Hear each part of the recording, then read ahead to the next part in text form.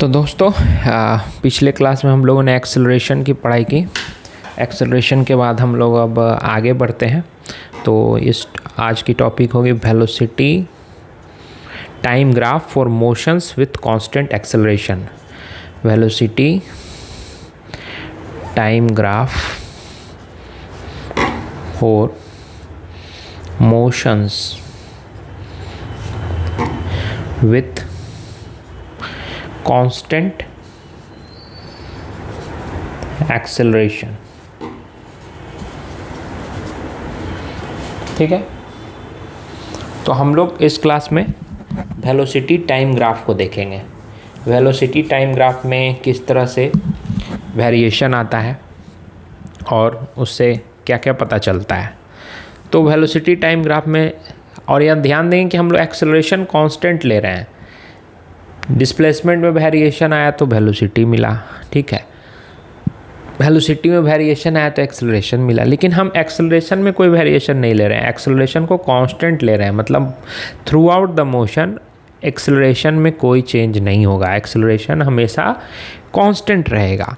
उस केस में क्या होता है, तो पहला केस है motion in positive direction with positive acceleration. Motion in positive direction with positive acceleration.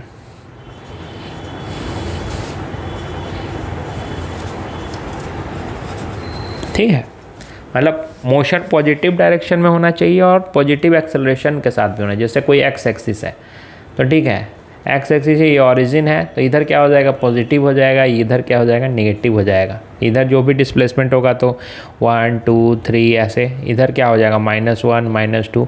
तो हम लोग बात कर रहे हैं पॉजिटिव डायरेक्शन में। मोशन किधर है, पॉजिटिव डायरेक्शन में है, और उसमें एक्सेलरेशन भी है। कैसा एक्सेलरेशन है, पॉजिटिव एक्सेलरेशन, यानी कि वेलोसिटी टाइम ग्राफ है और एक्सेलरेशन पॉजिटिव है। इसका मतलब क्या है, वेलोसिटी चेंज करेगा।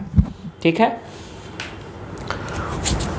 और चेंज भी कैसे करेगा, चेंज करेगा मतलब उसमें वेलोसिटी इंक्रीज होगा, क्योंकि पॉजिटिव एक्सेलरेशन लग रहा है तो एक्सेलरेशन पॉजिटिव होने से क्या होगा, वेलोसिटी इंक्रीज करेगा। तो सपोज ग्राफ इस प्रकार का आता है आपका, वीटी ग्राफ है तो वाई एक्सिस पे हम लोग क्या लेते हैं, वी लेते हैं, वेलोसिटी लेते हैं, और इधर एक्स एक्सिस पे टाइम लेते हैं। ठीक है, तो सपोज कोई ऑब्जेक्ट है जिसकी वेलोसिटी पहले क्या थी, v0 थी। कितनी थी, v0, जब टाइम 0 था। यहाँ पे टाइम क्या होगा, 0 होगा।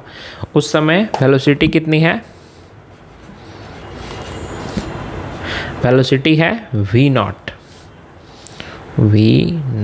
ठीक है, अब कुछ टाइम के बाद सपोज t टाइम हो गया। ठीक है, ये वेलोसिटी है वाई एक्सिस पे, इधर टाइम ले रहे हैं। सपोज टी टाइम के बाद, टी टाइम यहाँ 0 था, टाइम स्टार्ट ही हुआ था, और टी टाइम के बाद इसकी वेलोसिटी कितनी हो गई, v हो गई। कितनी हो गई, v हो गई। ठीक है, कितने समय के बाद, टी टाइम के बाद।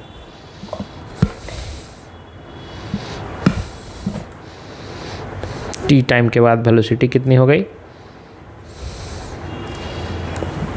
v हो गई, यानी v0 से वेलोसिटी v हुआ, और ये अपवार्ड मूवमेंट है। ठीक है, आप y एक्सिस के अलॉन्ग ये इंक्रीज कर रहा है, यानी कि वेलोसिटी क्या हो रहा है, इंक्रीज हो रहा है। यानी वेलोसिटी इंक्रीज हो रहा है, इसका मतलब क्या हो गया, एक्सेलरेशन हो रहा है, वो भी क्या हो रहा है, पॉजिटिव एक्सेलरेशन हो रहा है। निगेटिव होता तो क्या होता, वेलोसिटी घटता, लेकिन यह पॉजिटिव एक्सेलरेशन है, इसका मतलब क्या है, वेलोसिटी बढ़ रहा है। पहले v0 था, जैसे जैसे वाई एक्सिस में ऊपर की ओर जाएंगे वेलोसिटी बढ़ेगा, v0 से v हो गया, यानी इस पॉइंट पे वेलोसिटी कितनी हो गई, v हो गई, v0 से v, यानी इंक्रीज कर रहा है। तो मोशन ये किस डायरेक्शन में है, पॉजिटिव डायरेक्शन में है, और प्लस क्या है, पॉजिटिव एक्सेलरेशन भी है। ठीक है, तो इस तरह का ग्राफ आएगा, motion in positive direction with positive acceleration का ग्राफ कुछ इस टाइप का आएगा। ठीक है, अब हम लोग सेकेंड केस लेते हैं कि पॉजिटिव डायरेक्शन में ही है, लेकिन एक्सेलरेशन क्या हो रहा है, निगेटिव हो रहा है, सेकंड केस ले रहे हैं, निगेटिव एक्सेलरेशन। निगेटिव एक्सेलरेशन होगा तब क्या होगा बच्चों, निगेटिव होगा तो एक्सेलरेशन होगा तो वेलोसिटी घटेगा। पॉजिटिव में एक्सेलरेशन में क्या होता है, बढ़ता है वेलोसिटी, निगेटिव एक्सेलरेशन होगा तो घटेगा। जैसे मान लीजिए कि 5 मीटर पर सेकंड से कोई ऑब्जेक्ट जा रहा था, अब इस पे -2 मीटर पर सेकंड स्क्वायर का एक्सेलरेशन लग गया, तो कुछ समय के बाद क्या होगा, ये घटेगा ना, क्योंकि माइनस में एक्सेलरेशन है, ठीक है। तो वेलोसिटी घटनी चाहिए। तो आपको सिंपल समझ में आ रहा होगा कि टाइम जैसे जैसे बढ़ेगा वेलोसिटी घटेगा। पिछले केस में पॉजिटिव एक्सेलरेशन था, उसमें क्या हो रहा था, टाइम जैसे जैसे बढ़ रहा था वेलोसिटी वैसे वैसे इंक्रीज कर रहा था। लेकिन इसमें क्या होगा, उल्टा होगा, इसमें उल्टा होगा, यानी वेलोसिटी टाइम के साथ साथ डिक्रीज करेगी, ठीक है। तो इसका ग्राफ कुछ इस तरह का होगा। सपोज ये वेलोसिटी वाई एक्सिस पे दिखा रहे हैं, एक्स एक्सिस पे हम लोग क्या दिखा रहे हैं, टाइम दिखा रहे हैं, ठीक है। तो सपोज यहाँ पे v0 था वेलोसिटी, ठीक है। तो टाइम के साथ क्या होगा, घटेगा। टाइम के साथ क्या होगा, यहाँ पे टाइम 0 था और सपोज यहाँ t टाइम है, t टाइम पे क्या हो गया, यहाँ से नीचे चला है, यानी वेलोसिटी इतनी हो गई, इसको v मान लेते हैं, ठीक है। v0 से v हो गया। आप देख रहे हैं कि ये नीचे की ओर जा रहा है, ठीक है, यानी इसकी वेलोसिटी क्या हो रही है, डिक्रीज कर रही है, यानी यहाँ एक्सेलरेशन क्या हो रहा है, निगेटिव एक्सेलरेशन हो रहा है। तो अगर पॉजिटिव डायरेक्शन में अब आप कहेंगे कि निगेटिव एक्सेलरेशन हो रहा है तो ऑब्जेक्ट पॉजिटिव में कैसे जा रहा है, तो देखिए कैसे जा रहा है। सपोज ये एक्स एक्सिस है, ठीक है, इस पे कोई ऑब्जेक्ट है, ये 5 मीटर पर सेकेंड के वेलोसिटी से जा रहा है, ठीक है। इस पे निगेटिव एक्सेलरेशन लग रहा है, ठीक है, निगेटिव एक्सेलरेशन लग रहा है। तो कुछ समय के बाद क्या हो जाएगा, इसका वेलोसिटी 2 मीटर पर सेकेंड हो जाएगा। लेकिन ये बढ़ तो इसी डायरेक्शन में रह रहा है ना, तो कुछ देर के बाद मान लीजिए कि इसका वेलोसिटी कितना हो गया, 2 मीटर पर सेकेंड हो गया। लेकिन ये किस डायरेक्शन में होगा, इसी डायरेक्शन में होगा, यानी कि अगर ये पॉजिटिव डायरेक्शन है तो पॉजिटिव में ही हो रहा है। तब कब तक होगा, आप सोचिए कि कब तक होगा, जब तक ये 0 ना हो जाए। सपोज ये 0 हो गया, ठीक है, निगेटिव एक्सेलरेशन है। अब कुछ देर के बाद मान लीजिए यहाँ पे ऑब्जेक्ट 0 रेस्ट में आ गया, ठीक है, 0 मीटर पर सेकेंड, एकदम ऑब्जेक्ट रुक गया। अब रुक गया, लेकिन इस पे एक्सेलरेशन क्या हो रहा है, अभी भी इस डायरेक्शन में, यहाँ जैसे कि इस डायरेक्शन में एक्सेलरेशन लगा, यहाँ इधर लगा, तो यहाँ भी लगेगा ना। तो 0 मीटर पर सेकेंड के बाद क्या होगा, कुछ समय के बाद अब ऑब्जेक्ट इस तरफ मूव करने लगेगा, यानी कि यहाँ पे आएगा, तो इसका -2 मीटर पर सेकेंड मान लीजिए हो जाता है। माइनस लगाने का मतलब है कि इसका डायरेक्शन चेंज हो गया। जो ऑब्जेक्ट पहले इधर जा रहा था, अब ऑब्जेक्ट इस साइड, मतलब पहले राइट साइड की तरफ जा रहा था, अब लेफ्ट साइड की तरफ जाने लगेगा, ठीक है। तो कहने का मतलब यही हुआ। यहाँ पे देखिए, जब तक 0 नहीं हो जाता वेलोसिटी, 0 के बाद ही ये रिवर्स करेगा डायरेक्शन। इसलिए v0 से v तक आ रहा है, तो यानी पॉजिटिव डायरेक्शन में ही मूव कर रहा है। जब यहाँ आ जाएगा वेलोसिटी, इसके बाद ये चेंज करना स्टार्ट करेगा। यहाँ तक जो है पॉजिटिव में ही रहेगा, तो निगेटिव एक्सेलरेशन है, लेकिन वेलोसिटी किस डायरेक्शन में है, तो पॉजिटिव डायरेक्शन में है, ठीक है। आप समझ गए। अगर बच्चों आप लोगों को कुछ समझ में ना आए तो वीडियो को पॉज करके दोबारा सुन सकते हैं, ठीक है। तो ये दूसरा केस हो गया हमारा कि motion in positive direction with negative acceleration. अब एक तीसरा केस हो सकता है motion in negative direction with negative acceleration. तो मैंने अभी क्या बताया था कि कोई ऑब्जेक्ट है, ये 5 मीटर पर सेकेंड के वेलोसिटी से चल रहा है इस डायरेक्शन में। कुछ देर के बाद अब इस पर निगेटिव एक्सेलरेशन लग रहा है। एक्सेलरेशन क्या है, निगेटिव है, यानी इस एक्सेलरेशन अपोजिट डायरेक्शन में लग रहा होगा, ठीक है। तो अपोजिट डायरेक्शन में लग रहा है, यानी वेलोसिटी क्या होगी, इसकी घटने लगेगी। भाई ऑब्जेक्ट इधर मूव कर रहा है और हम एक्सेलरेशन अपोजिट लगा रहे हैं, तो इसकी वेलोसिटी क्या होगी, घटने लगेगी। कुछ समय के बाद जो क्या हो जाएगा, ये स्टॉप हो जाएगा, मतलब 0 हो जाएगा। इसका वेलोसिटी कितना हो जाएगा, 0 मीटर पर सेकेंड। लेकिन एक्सेलरेशन तो अभी भी लग रहा है, यहाँ पे भी लग रहा है। अब 0 हो गया और एक्सेलरेशन अपोजिट डायरेक्शन में लग रहा है, तो अब ऑब्जेक्ट इधर तो जाएगा नहीं, क्योंकि ये इधर इस साइड जो वेलोसिटी थी 0 हो गई। लेकिन एक्सेलरेशन चूंकि लग रहा है इधर, यानी ऑब्जेक्ट अब इस डायरेक्शन में मूव करने लगेगा। तो ये जो पॉजिटिव डायरेक्शन में मूव कर रहा था अब किधर कर रहा है, निगेटिव, यानी इसका अपोजिट डायरेक्शन क्या होगा, निगेटिव डायरेक्शन होगा। अगर इसको हम पॉजिटिव एक्स एक्सिस मान रहे हैं इस डायरेक्शन को, तो इसका अपोजिट डायरेक्शन क्या होगा, निगेटिव डायरेक्शन हो जाएगा। तो इसलिए अगला केस हम लोग जो अगला केस जो हम लोग देख रहे हैं वो है निगेटिव डायरेक्शन में मोशन करे। तो थर्ड केस हम लोग ले लेते हैं। थर्ड केस क्या लेंगे, मोशन इन पॉजिटिव की जगह क्या कर देते हैं, negative direction, negative direction, negative direction हो गया और विथ निगेटिव एक्सेलरेशन जो आपको मैंने यहाँ बताया। तो इसका ग्राफ कैसे बनेगा, इसका ग्राफ बनेगा, देखो कैसे बनता है, ठीक है, कैसे बनता है देखो।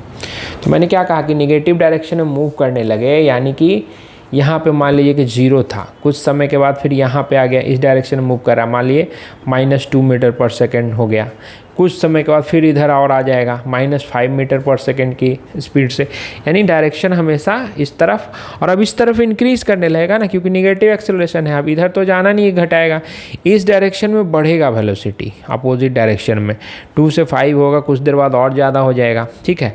तो हमको दिखाना है negative direction with negative acceleration, ठीक है।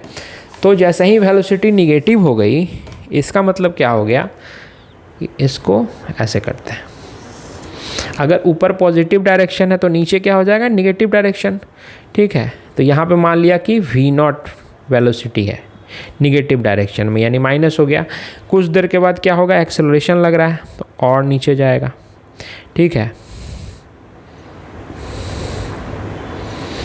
तो ये -v हो गया, यानी निगेटिव डायरेक्शन में वेलोसिटी बढ़ रही है, कितने समय के बाद भाई, तो मान लिया t समय के बाद, कितने समय के बाद, ये हो गया t समय के बाद। तो यहाँ पे स्टार्ट ही कहाँ से हुआ था, जब 0 टाइम था तो वो निगेटिव डायरेक्शन में ही था, जैसे कि जब ये 0 यहाँ हुआ, निगेटिव यहाँ पे आ गया, मान लिया -3 मीटर पर सेकेंड, तो यहीं से हम टाइम काउंट ही कर रहे हैं, तो यहाँ पे टाइम 0 हो गया। अब इसके बाद कुछ देर के बाद क्या हो जाएगा, ये -5 मीटर पर सेकेंड हो गया मान लीजिए, ठीक है। तो निगेटिव डायरेक्शन में यहाँ पे 0 था टाइम, और यहाँ पे मान लिया t = t हो गया, तो t टाइम के बाद क्या हो गया, -3 से -5 हो गया, यानी उसी तरह से हम यहाँ ले रहे हैं t टाइम के बाद 0 से लेकर t तक का, t टाइम के बाद ये -v0 से -v हो गया, ठीक है। तो ये हो गया हमारा motion in negative direction with negative acceleration, ठीक है। अब हम लोग नेक्स्ट केस पे विचार करते हैं। नेक्स्ट केस क्या है,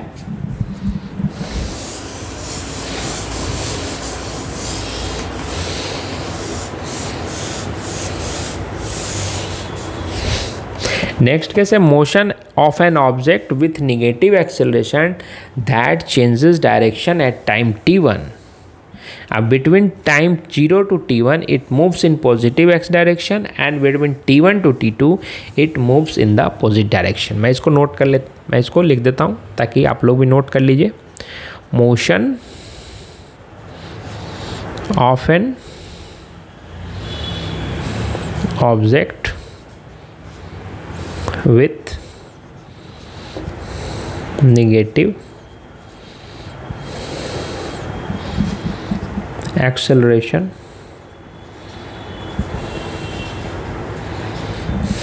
that changes direction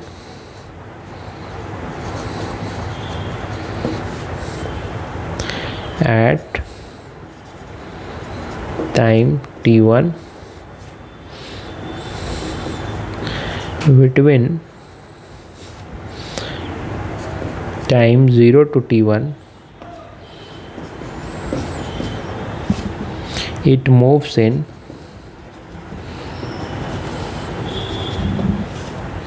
positive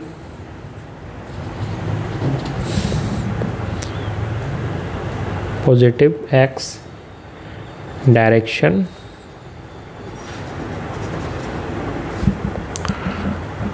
and between T1 and T2, it moves in the opposite direction.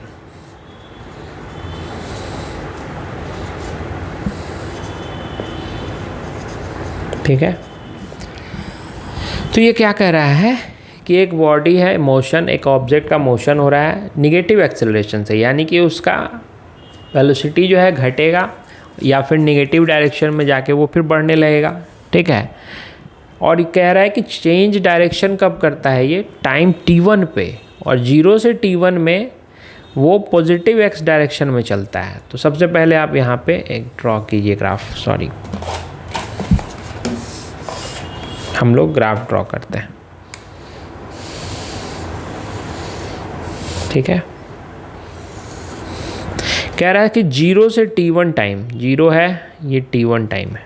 ठीक है, 0 से t1 में क्या कर रहा है, it moves in positive x direction, और ऊपर क्या लिखा है, acceleration that changes direction at time t1। यहाँ पे डायरेक्शन चेंज हो जाता है, और उससे पहले क्या कर रहा है, 0 से t1 में v1 वेलोसिटी मतलब पॉजिटिव डायरेक्शन में है। ठीक है, तो इसका मतलब क्या हो गया कि सपोज यहाँ से स्टार्ट किया v0, ठीक है, और t1 जाते जाते क्या हो गया, ये 0 हो गया। तभी तो 0 होगा तभी ना डायरेक्शन, मैंने क्या बताया था कि ये कोई ऑब्जेक्ट है, ये 5 मीटर पर सेकेंड से जा रहा है। ठीक है, इधर जा रहा है, कुछ समय के बाद क्या हो गया, ये 3 मीटर पर सेकेंड हो गया, क्योंकि निगेटिव एक्सेलरेशन लग रहा है। तो कुछ समय के बाद ये क्या हो जाएगा, 0 मीटर पर सेकेंड हो जाएगा।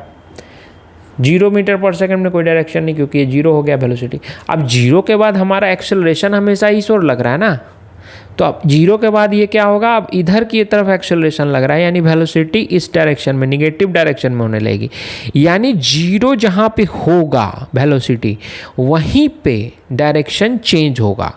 तो यानी कि v0 से 0 जहाँ पे वेलोसिटी हो जाएगा, वहीं पे डायरेक्शन चेंज होगा। तो ये कह रहा है 0 से t1 टाइम पे चेंज इन डायरेक्शन हुआ, दैट मीन्स t1 टाइम पे इसका वेलोसिटी 0 हो गया होगा। यानी v0 से स्टार्ट हुआ, ये 0 पे पहुँच गया। ठीक है, अब यहाँ से क्या होगा, ये निगेटिव डायरेक्शन में जाने लगेगा। तो कह रहा है कि t1 से t2 के बीच क्या करता है ये, it moves in between t1 and t2, it moves in the opposite direction. t1 से t2 के बीच कहाँ जाता है, अपोजिट डायरेक्शन में। तो आप देख लीजिए, इधर पॉजिटिव था, इसके नीचे क्या होगा, निगेटिव होगा। तो इस बीच में ये क्या कहाँ जा रहा है, ये t2 हो गया टाइम। तो t1 से t2 के बीच क्या हो गया, निगेटिव डायरेक्शन में जाने लगा। ठीक है, तो निगेटिव डायरेक्शन में इसकी वेलोसिटी बढ़ेगी। ठीक है ना, तो इस तरह से हम लोग ड्रॉ करेंगे जब कोई वेलोसिटी v0 से 0 हो जाता है और उसके बाद उसका डायरेक्शन चेंज हो जाता है। डायरेक्शन तभी चेंज हो सकता है जब एक्सेलरेशन नेगेटिव डायरेक्शन में हो, अपोजिट डायरेक्शन में हो वेलोसिटी के। ठीक है, तो वहाँ से ये चेंज हो गया, फिर वेलोसिटी उसी डायरेक्शन में होने लगेगी। 0 होने के बाद जिस डायरेक्शन में एक्सेलरेशन इधर है, फिर वेलोसिटी भी इधर होने लगेगी। तो 0 जहाँ पे हो जाएगा, उसके बाद एक्सेलरेशन का डायरेक्शन और वेलोसिटी का डायरेक्शन सेम हो जाएगा। ठीक है, तो v0 से 0 हो गया, 0 के बाद इसका डायरेक्शन चेंज हो गया, यानी निगेटिव डायरेक्शन में वेलोसिटी बढ़ने लगा t1 से t2 तक। ठीक है, तो इस तरह से हम लोग कुछ वेलोसिटी टाइम ग्राफ हम लोगों ने देखा। ठीक है, वेलोसिटी टाइम ग्राफ में एक और ख़ास बात है। क्या ख़ास बात है वो मैं आपको बताता हूँ।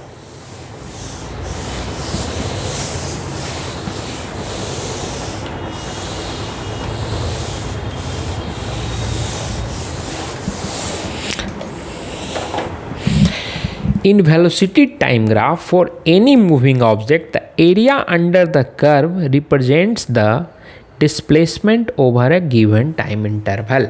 क्या कह रहा है कि वेलोसिटी टाइम ग्राफ, सपोज ये वेलोसिटी टाइम ग्राफ है। ठीक है, इसमें मान लीजिए कोई वेलोसिटी ऐसे हो रही है, ऐसे ऐसे ऐसे वेलोसिटी जा रहा है, इधर वेलोसिटी इधर टाइम। ठीक है, तो कह रहा है कि अब सपोज यहाँ से स्टार्ट किया, तो यहाँ से यहाँ तक कितना डिस्टेंस ट्रेवल हुआ, सॉरी डिस्प्लेसमेंट हुआ, इसको बताना है। तो कुछ नहीं करना है, इस कर्व के अंडर जो एरिया आएगा, यानी ये जो एरिया आएगा। ये एरिया हम लोग निकाल लेंगे तो वही क्या होगा, डिस्प्लेसमेंट होगा। ये जो VT ग्राफ जो आया, इसमें जो कर्व के अंडर जो एरिया आएगा वही क्या डिनोट करेगा, डिस्प्लेसमेंट। ये कैसे होगा, क्यों होगा, ये हम अब बताएंगे। तो पहली चीज़ दिमाग में रख लीजिए, कोई VT ग्राफ मिलता है, VT मतलब वेलोसिटी टाइम ग्राफ मिलता है, इस तरह का मान लीजिए कर्व बना हुआ है, तो कर्व के अंदर जो एरिया होगा वही कर्व क्या, वही एरिया क्या होगा, डिस्प्लेसमेंट होगा। क्या होगा, डिस्प्लेसमेंट होगा इस टाइम इंटरवल के बीच में। ठीक है, तो इसको हम लोग नोट कर लेते हैं। In velocity time graph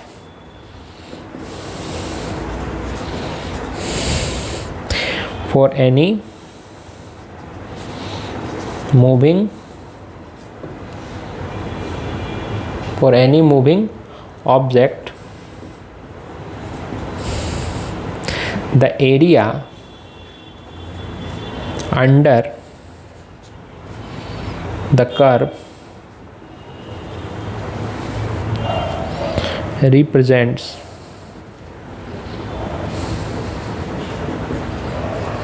the displacement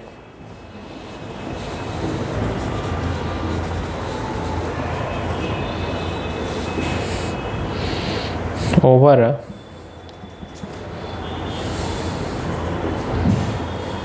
given time interval।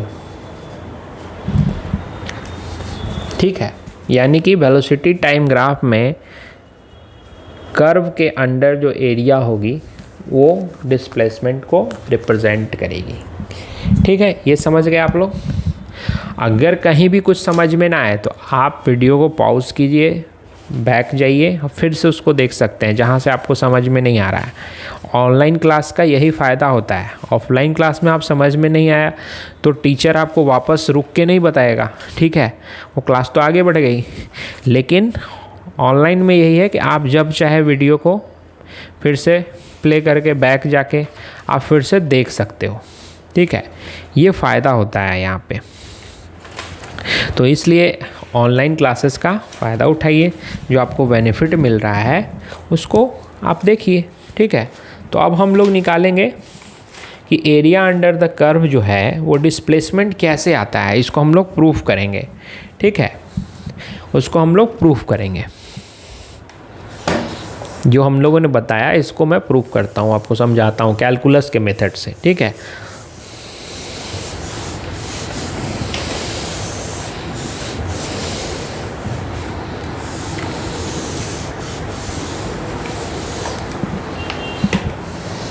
ठीक है, डिस्प्लेसमेंट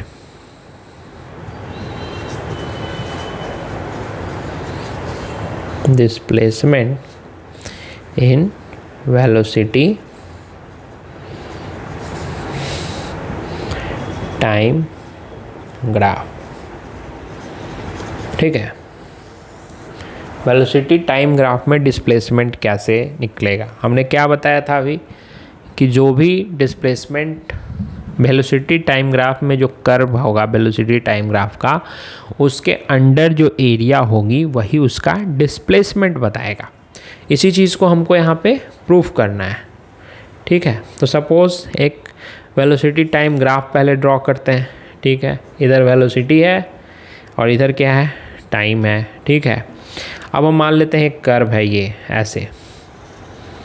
ठीक है, t is equal to time जब t1 था तो यहाँ पे था ये ऑब्जेक्ट, सपोज यहाँ पे t1 था और यहाँ पे ये जो कर्व जहाँ एंड किया वहाँ पे टाइम कितना था, t2 था। कितना था, t2 था। तो हमको क्या करना है, इसके अंडर एरिया निकालना है। ठीक है, तो एरिया निकालने के लिए हम लोग कैलकुलस मेथड का यूज़ करेंगे। ठीक है, हम लोग एक बहुत ही स्मॉल टाइम इंटरवल लेते हैं। ये बहुत बड़ा टाइम इंटरवल है t1 से t2 के बीच। ठीक है, यहाँ से यहाँ हम लोग एक बहुत ही इनफाइनाइट सिमली स्मॉल पॉइंट लेते हैं। ठीक है, स्मॉल टाइम इंटरवल लेते हैं। कितना, dt। आप लोग कैलकुलस पढ़े होंगे तो डी टी डी एक्स ये समझ रहे होंगे।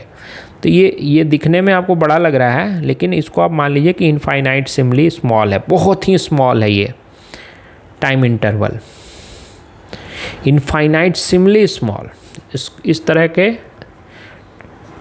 टाइम को क्या बोलेंगे, dt बोलेंगे, ठीक है। अब चूंकि टाइम इंटरवल बहुत छोटा है, एकदम इनफाइनाइटसिमली स्मॉल है, तो उस पॉइंट पे, उस पीरियड में जो एकदम बहुत छोटा सा पीरियड है, तो हम लोग मान सकते हैं कि वेलोसिटी उसमें क्या है, लगभग कांस्टेंट है। मतलब मान लिया कि कांस्टेंट, क्योंकि लगभग आप देखेंगे बहुत कम वेरिएशन होगा, क्योंकि टाइम इंटरवल ही जब बहुत कम है तो वेलोसिटी में भी क्या होगा, बहुत कम डिफरेंस होगा, यानी वेलोसिटी उस पॉइंट पे हम लोग कांस्टेंट मान सकते हैं। तो सपोज मान लिया कि dt टाइम इंटरवल में वेलोसिटी कितनी थी, यहाँ पे v वेलोसिटी थी, कितनी थी, v वेलोसिटी थी, ठीक है। तो हमको निकालना है t1 से t2 के बीच जो है कितना होगा टोटल एरिया। तो पहले हम निकाल लेते हैं कि ये dt टाइम इंटरवल में कितना एरिया होता है, ठीक है, dt टाइम इंटरवल में कितना एरिया होता है। तो सपोज़ हम लोग ऐसे ड्रॉ करते हैं, ये सपोज़ dt हो गया, ठीक है, ये dt हो गया, और वेलोसिटी कितना बताया, ये वेलोसिटी है ना, यही, ये जो लेंथ होगा यही वेलोसिटी होगा, ठीक है। तो वेलोसिटी v है। तो आपको देखने में ये कैसा लग रहा है, ये रेक्टेंगुलर टाइप का लग रहा है ना, ये इसका लेंथ v है और इसका ब्रेड्थ कितना है, विड्थ कितना है, dt है, ठीक है। तो रेक्टेंगल का एरिया क्या होता है, length into breadth, length v और ब्रेड्थ dt, यानी कि स्मॉल एरिया कितना हो जाएगा इसका, v dt हो जाएगा, ठीक है। यानी ds को अगर हम बताएं एरिया तो v dt हो गया, यानी इसका एरिया, इस छोटे से पोर्शन का एरिया v dt हो गया। अगर हम इसको इंटीग्रेट कर दें, कैलकुलस आपने पढ़ा होगा, अगर इंटीग्रेट कर दें t1 से t2 तो ये पूरा कर्व के अंदर का एरिया आ जाएगा। dt पे इतना था और उसको यहाँ से यहाँ तक पूरा इंटीग्रेट कर देंगे तो पूरा यहाँ से यहाँ तक एरिया आ जाएगा, ठीक है। अब हम लोग देखते हैं क्या होता है।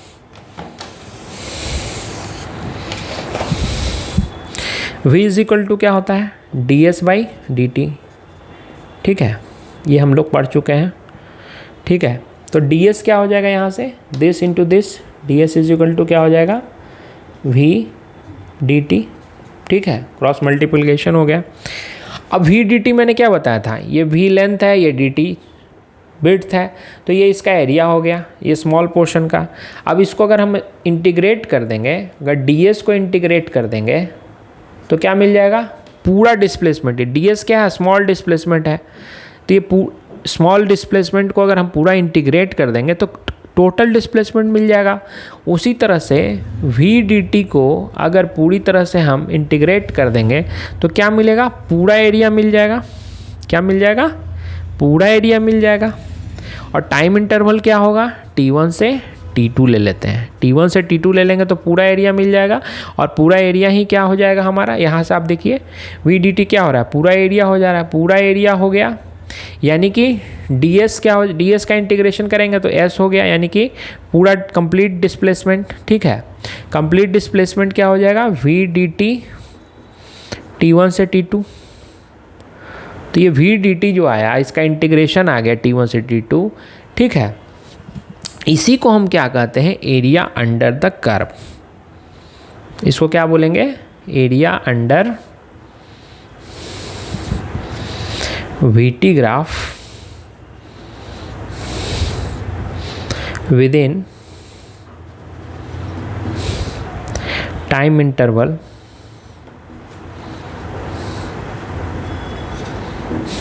t1 एंड t2, यानी कि t1 से t2 के बीच जो टाइम इंटरवल के अंदर जो एरिया आया वही क्या हो गया, डिस्प्लेसमेंट हो गया। यहाँ से पता चल गया ना डिस्प्लेसमेंट कैसे निकलेगा भाई, तो इसको इंटीग्रेट करना होगा। और कैलकुलस से, इंटीग्रल कैलकुलस से हम जानते हैं कि ये v dt t1 से t2 ये क्या होता है, area under the curve BT graph, ठीक है। ये हो जाएगा। लेकिन इसके लिए कैलकुलस आपको समझना होगा। कैलकुलस का बिल्कुल नॉलेज नहीं होगा तो इस चीज़ को आप नहीं समझ सकते, इसलिए बहुत से बुक्स में क्या होता है छोड़ देते हैं। लेकिन आपको जी एडवांस की तैयारी करनी है अगर, तो इस चीज़ को समझना होगा। अगर जी मेंस की तैयारी कर रहे हैं तो इस चीज़ को मत समझिए, आप simply area under the curve सिर्फ याद कर लीजिए कि एरिया अंडर द कर्व क्या होगा, वो डिस्प्लेसमेंट होगा। लेकिन अगर आप जी एडवांस की तैयारी कर रहे हैं तो कैलकुलस को समझना पड़ेगा। नीट वाले भी इसको छोड़ सकते हैं, नीट वाले भी सिर्फ याद कर लें कि डिस्प्लेसमेंट क्या होगा, एरिया अंडर द कर्व होगा, बस VT ग्राफ में area under the curve displacement होता है। तो नीट वाले या जी मेंस वाले ये सिर्फ याद कर लें, बस उससे उनका काम हो जाएगा, छोटे छोटे प्रॉब्लम्स बना लें। लेकिन अगर आप जी एडवांस की तैयारी कर रहे हैं तब आपको इंटीग्रल कैलकुलस बनाना होगा। और इंटीग्रल कैलकुलस का ये प्रॉपर्टी है कि अगर ऐसे आपका आ जाए VDT T1 से T2, इसका मतलब हो गया VT ग्राफ के area under the VT graph curve, ठीक है। तो एरिया अंडर VT ग्राफ जो आ जाएगा with in T1 to T2, यही होगा इसका मतलब। यानी कि डिस्प्लेसमेंट क्या होगा, area under the VT graph, ठीक है, with in time interval T1 and T2, ठीक है। तो ये आप समझ गए। अब हम लोग आगे बढ़ते हैं कि अब एरिया आया, तो एरिया तो कहीं भी हो सकता है, ये टाइम एक्सिस के ऊपर भी हो सकता है, नीचे भी हो सकता है। तो क्या होगा केस, ठीक है भाई। जी एडवांस निकालना है तो मेहनत करना होगा थोड़ा, आप समझिए बातों को। कैलकुलस बनाइए, कैलकुलस जितना अच्छा होगा ना आपका फिजिक्स उतना अच्छा होगा। मैं फर्स्ट क्लास से ही बोल रहा हूँ कि आप डिफरेंशियल कैलकुलस, इंटीग्रल कैलकुलस पे पूरा कमांड, कम से कम बेसिक्स भी जानेंगे ना आप। कैलकुलस का मैं ये नहीं कह रहा हूँ कि पूरा जी एडवांस के लिए पढ़ रहे हैं तो कैलकुलस भी एडवांस लेवल तक आप पढ़ेंगे ही।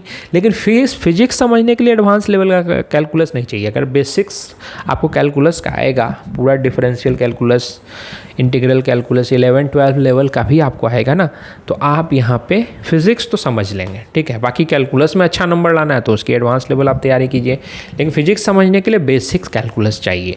तो जैसे मैंने एरिया अंडर द कर्व बताया, ठीक है, तो एरिया अंडर कर्व बताया तो उससे आपको समझ में आ गया। अब देखिए, अब एरिया तो निगेटिव पॉजिटिव दोनों हो सकता है। कैसे हो सकता है, तो सपोज ये VT ग्राफ है, ठीक है, ये VT ग्राफ है। सपोज एक कर्व ऐसे है, ठीक है, एक कर्व ऐसे है। अब यहाँ पे देखिए, इसके अंदर जो एरिया आएगा ये हो गया, इसके अंदर एरिया आ गया वो ये हो गया, ठीक है। इस कर्व के अंदर यही एरिया आएगा ना। तो ये T एक्सिस के ऊपर है, ठीक है, T एक्सिस के ऊपर है तो इस एरिया को हम लोग लेंगे पॉजिटिव एरिया, ठीक है, सिंपली पॉजिटिव एरिया हो गया। अब T एक्सिस के नीचे है, सपोज दोनों का मैग्नीट्यूड बराबर है तो ये निगेटिव एरिया हो गया। यानी कि डिस्प्लेसमेंट जब हम कैलकुलेट करेंगे तो T एक्सिस के ऊपर जो कर्व बनेगा तो उसके अंदर जो एरिया होगा उसको हम पॉजिटिव कंसिडर करेंगे, ठीक है, और नीचे का एरिया क्या होगा, वो निगेटिव हो जाएगा। लेकिन वही अगर डिस्टेंस कैलकुलेट करेंगे तो दोनों को हम लोग पॉजिटिव ही मान लेंगे, क्योंकि डिस्प्लेसमेंट का डायरेक्शन होता है पर डिस्टेंस का डायरेक्शन नहीं होता है। जैसे मैंने आपको बताया था पहले डिस्टेंस डिस्प्लेसमेंट में, मान लिए कोई ऑब्जेक्ट है, ठीक है, ये इधर 5 मीटर गया, ठीक है, 5 मीटर चला गया, ठीक है, यहाँ तक। फिर क्या हो गया, इस पॉइंट से ये वापस 3 मीटर आ गया। कितना आ गया, 3 मीटर आ गया। तो डिस्प्लेसमेंट कितना हुआ, डिस्प्लेसमेंट तो यही होगा, final point minus initial point. ये 5 है, ये 3 है, यानी ये कितना है, ये 2 होगा। ये कितना होगा, 2 होगा। यानी ये डिस्प्लेसमेंट 2 मीटर हुआ, 5 माइनस 3। लेकिन डिस्टेंस कितना तय किया, तो इधर 5 मीटर गया, फिर इधर 3 मीटर गया, तो डिस्टेंस टोटल वो 8 मीटर कवर कर लिया। लेकिन displacement final position minus initial, यानी फाइनल पोजीशन सिर्फ यहाँ से 2 मीटर पे है, तो डिस्प्लेसमेंट मात्र 2 मीटर हुआ। लेकिन डिस्टेंस आप देख लीजिए कितना हो गया, 5 मीटर प्लस 3 मीटर 8 मीटर हो गया। वही चीज़ मैं यहाँ समझा रहा हूँ कि जब आप डिस्प्लेसमेंट कैलकुलेट करेंगे तो एरिया में जो टाइम एक्सिस के ऊपर का एरिया होगा उसको पॉजिटिव एरिया मानेंगे, और टाइम एक्सिस के नीचे का क्या होगा, वो निगेटिव एरिया होगा। लेकिन जब हम डिस्टेंस निकालने लेंगे तो इसका भी मॉड, इसका भी मॉड, मतलब ए भी पॉजिटिव हो जाएगा, ये भी पॉजिटिव हो जाएगा, दोनों को सिंपली ऐड कर देंगे। लेकिन डिस्प्लेसमेंट निकालने में दिस माइनस दिस हो जाएगा, ठीक है, आप समझ गए होंगे। अब थोड़ा सा हम लोग इसको और अच्छे से समझते हैं।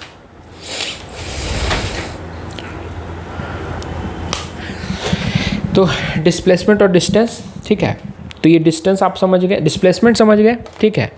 डिस्प्लेसमेंट निकालने के लिए क्या किया हमने, एरिया अंडर द कर्व लिया, टाइम एक्सिस के ऊपर हो गया तो पॉजिटिव एरिया हो गया, टाइम एक्सिस के नीचे हो गया तो क्या हो गया, निगेटिव एरिया हो गया, ठीक है। अब डिस्टेंस कैसे निकालेंगे, तो डिस्टेंस तो कुछ नहीं है, डिस्टेंस तो जो भी आप डिस्प्लेसमेंट हो रहा है टाइम इंटरवल में उसका मैग्नीट्यूड होगा, ठीक है। तो हम लोग डिस्प्लेसमेंट क्या देखें, डिस्प्लेसमेंट हम लोगों ने देखा v dt था, ठीक है, v dt था, उसी को t1 से t2 ले लिया था हम लोगों ने। लेकिन डिस्टेंस क्या हो जाएगा, डिस्टेंस में पॉजिटिव नेगेटिव नहीं होगा, सिंपली क्या होगा, पॉजिटिव ही होगा हमेशा। तो v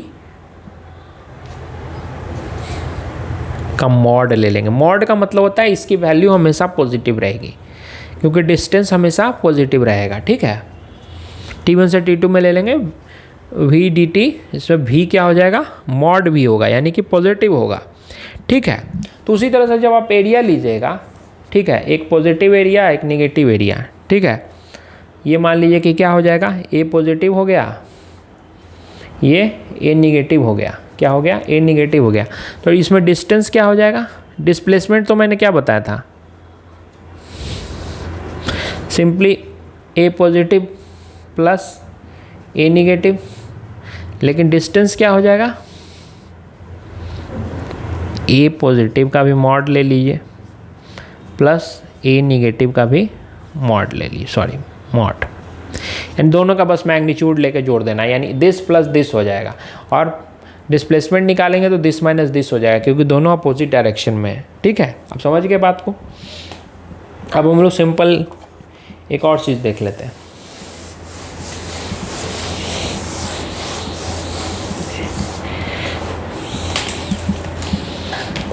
सपोज ये एक डिस्प्ले वीटी ग्राफ है, ठीक है, वीटी ग्राफ में ऐसे है कर्व, ठीक है, ये t1 टाइम है और ये t2 टाइम है, t1 से t2 के बीच, ठीक है। ये एरिया मान लिया कि क्या हो गया, a1 है, ये एरिया a2 है और ये एरिया a3 है, ठीक है। तो डिस्प्लेसमेंट क्या हो जाएगा आप बताइए,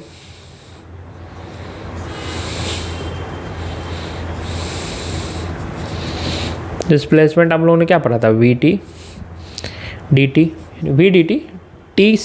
दिखा रहा हूँ, मतलब वेलोसिटी जो है टाइम का फंक्शन है, ठीक है, टाइम के फंक्शन में, मतलब v को ऐसे डिनोट करें t² प्लस 2t प्लस 3, इस तरह से, मतलब टाइम के फंक्शन के रूप में लिख रहे हैं, इसलिए vt लिख दिया। सिंपली v dt भी लिख सकते हैं लेकिन हम लोग यहाँ टाइम का फंक्शन ले रहे हैं, ठीक है, तो v dt लिख दिया। तो डिस्प्लेसमेंट क्या हो जाएगा, t1 से t2 के बीच जो इसका इंटीग्रेशन आएगा यही आ जाएगा, ठीक है। और हम लोग क्या बताए थे, ये किसके इक्वल होता है, एरिया अंडर द कर्व। तो t1 से t2 तक एरिया क्या होगा, ये पॉजिटिव हो गया, ये निगेटिव हो गया, ये पॉजिटिव हो गया, यानी a1 minus a2 plus a3, ठीक है, यानी ये पॉजिटिव ये निगेटिव, तो a1 positive a3 positive a2 negative, ये डिस्प्लेसमेंट हो गया। लेकिन अगर डिस्टेंस निकालना होगा तब क्या हो जाएगा, तब मैंने बताया था इसका मॉड हो जाएगा, vt का क्या हो जाएगा, मॉड dt t1 से t2, यानी सिंपली क्या हो जाएगा, इसमें डायरेक्शन नहीं लेते हैं, यानी इसको निगेटिव नहीं मानेंगे, इसका मैग्नीट्यूड प्लस इसका मैग्नीट्यूड प्लस इसका मैग्नीट्यूड, यानी a1 plus a2 plus a3, यानी क्या हो जाएगा, ये a1 plus a2 plus a3, यानी जो भी एरिया हुआ उसको सिंपली ऐड कर देंगे डिस्टेंस निकालने में, ठीक है।